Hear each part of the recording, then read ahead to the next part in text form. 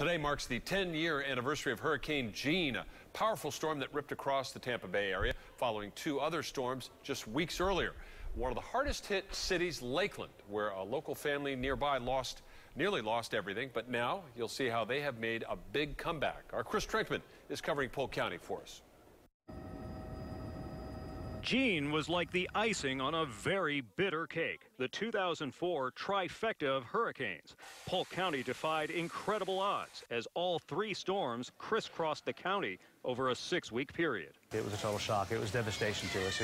We thought it was the end of the world. Tim Bosco's father had put every penny into buying the very first Beef O'Brady's franchise. And despite surviving Hurricane Charlie and then Hurricane Francis, the last one was the backbreaker. Hurricane Jeanne was like the third strike.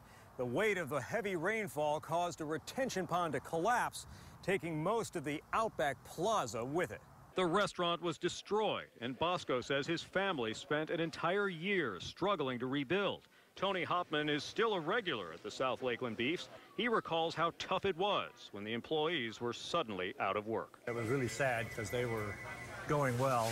We were eating there regularly, and this just put an instant stop on the whole business. But Bosco says it was the community that rallied around his restaurant that turned such a disaster into a revival. When they saw us on the news and what happened, they swarmed to us. They came with trailers and trucks, and they helped us take stuff off of walls. And after reopening in another location in 2006, the new Beefs set sales records that year.